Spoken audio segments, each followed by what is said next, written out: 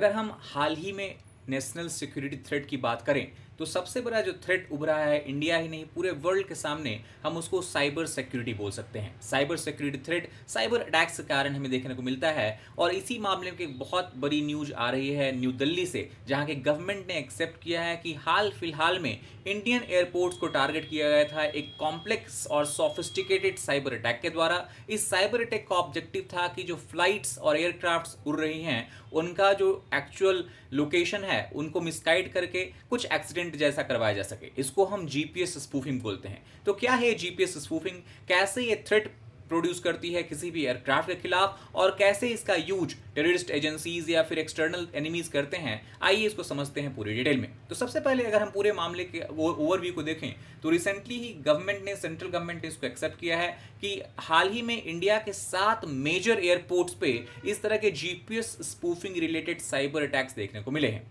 इसका खुलासा तब हुआ जब टेक्निकल एनॉमलीज डिटेक्ट होना स्टार्ट हुई थी मल्टीपल हब्स अक्रॉस इंडिया में, और ये जो अटैक है वो बहुत बड़ा क्वेश्चन रेज करती है एविएशन डिजिटल सिक्योरिटी को लेकर के। अगर हम एयरपोर्ट्स बताएं कौन से एयरपोर्ट्स इससे अफेक्टेड हैं, तो as far as the union aviation minister is concern, उनका कहना है कि दिल्ली एयरपोर्ट को मेनली टारगेट किया गया था। यहाँ बहुत सारे एयरक्राफ्ट हैं उनको जीपीएस स्पूफिंग के थ्रू उनसे कम्युनिकेट करने की कोशिश की गई थी। मुंबई, कोलकाता, हैदराबाद, बेंगलुरु और 2 अननेम्ड एयरपोर्ट्स का भी यहाँ पे रिपोर्ट आया है एज पर एविएशन मिनिस्ट्री। क्या एक्चुअली हुआ था? तो सबसे पहले एक जो फ्लाइट्स यहाँ पे इस एयरपोर्ट के आसपास में फ्लाई कर रही थी, उन्होंने जीपीएस स्पूफिंग को सबसे पहले रिपोर्ट किया था। इशू तब हुआ जब वो जीपीएस बेस्ड लैंडिंग अप्रोच का यूज कर रहे थे। लैंडिंग अप्रोच में जानते हैं कि जब भी फ्लाइट टेक ऑफ या लैंड करती है तो अपने जीपीएस के थ्रू अपना एल्टीट्यूड, कितनी एल्टीट्यूड पे वो फ्लाई कर रही है, किस डायरेक्शन में उसको जाना है ताकि वो स्मूथ लैंडिंग कर सके, उसका क्या स्पीड वेलोसिटी जो भी है और किस तरह के टेरेन में वो फ्लाई कर रही है, सारा इंफॉर्मेशन जीपीएस के थ्रू फ्लाइट को कम्युनिकेट होता रहता है। सो रनवे 10 जो था वहां पे सबसे ज्यादा इंपैक्ट इसका देखने को मिला है। अगर हम इसको सिंपल शब्दों में समझे कि जीपीएस स्पूफिंग होता क्या है, तो सबसे पहले तो हम जानते हैं कि जो फ्लाइट्स हैं वो हमेशा जीपीएस सिग्नल के थ्रू एक फीड रिसीव करते रहती हैं, जिससे उनको एल्टीट्यूड, उनका लोकेशन, एग्जैक्ट लोकेशन उनको पता चलते रहता है। इस स्पूफिंग में जो है फॉल्स जीपीएस सिग्नल को ब्रॉडकास्ट किया जाता है, यानी actively false GPS signal aircraft के रिसीवर में फीड किया जाता है और उसका ऑब्जेक्टिव ये रहता है कि इस सिग्नल को देख करके एयरक्राफ्ट मिसलीड हो जाए, नेविगेशन जो कर रही है लोकेशन के बारे में, एल्टीट्यूड के बारे में, जो भी उनका एक्यूरेसी है वो काफी हद तक कम किया जा सके। अगर एक्यूरेसी कम हो गई तो इससे सबसे बड़ा जो इफेक्ट ये आएगा, पोटेंशियल इफेक्ट ये आएगा कि जो फ्लाइट की अलाइनमेंट है उसमें हमें एक प्रॉब्लम देखने को मिल सकता है, प्लस जो लैंडिंग सेफ्टी है उसको भी इंश्योर करना मुश्किल हो सकता है।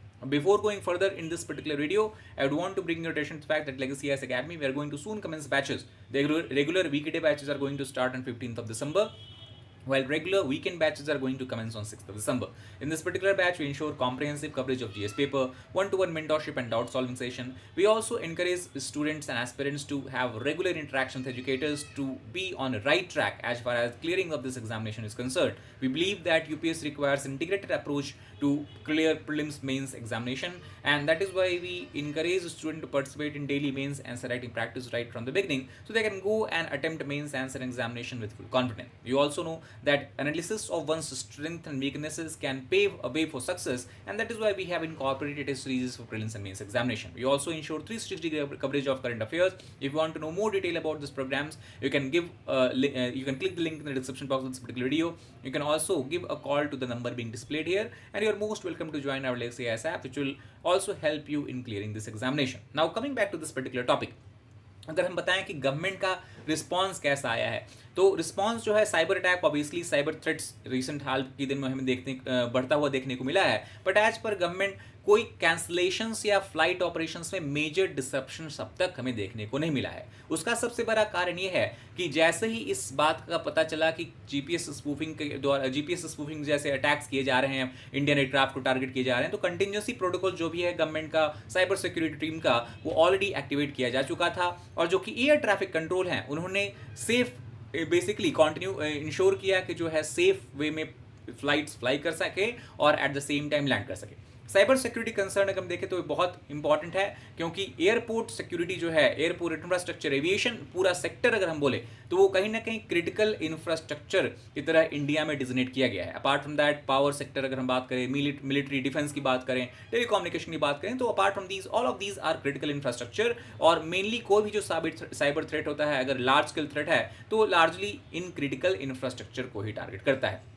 अगर इस तरह के अटैक्स हो रहे हैं तो क्लियर ये इंडिकेशन है कि हमारा जो डिजिटल सिक्योरिटी है, साइबर सिक्योरिटी है, वो कहीं ना कहीं वल्नरेबल है। और सारे एयरपोर्ट्स को अब हाई साइबर अलर्ट के साइबर अलर्ट इशू कर दिया गया है, और सारे एयरपोर्ट जो हैं वो कंटिजेंसी मेजर्स अपना अडॉप्ट कर रहे हैं। रिलेटेड इवेंट की बात करें तो सबसे पहले नवंबर में भी दिल्ली पे एयरपोर्ट ग्लिचेज आए थे, जिसमें कि डिले हुआ था बहुत सारे फ्लाइट्स में। इसको भी एक साइबर थ्रेट के रूप में देखा जा रहा था। बाद में कंफर्म हुआ कि एक्चुअली टेक्निकल फेलियर था, कोई साइबर थ्रेट नहीं था। सिमिलरली ग्लोबल एयरबस का सॉफ्टवेयर में अपडेट के इशू के कारण ही बहुत सारे फ्लाइट जो इंडिया के वो इंपैक्ट हुए हैं, स्पेशली डोमेस्टिक एयरक्राफ्ट की अगर हम बात करें 388 फ्लाइट्स हैव बीन इंपैक्टेड। सो कहीं ना कहीं एविएशन सेक्टर को बहुत बड़े चैलेंजिंग दौर से गुजरना पड़ रहा है। इसका सिग्निफिकेंस ये भी है कि अब तक की अगर हम हिस्ट्री की बात करें तो first such large scale GPS spoofing attacks हमें इंडियन एयरपोर्ट्स में देखने को मिली है।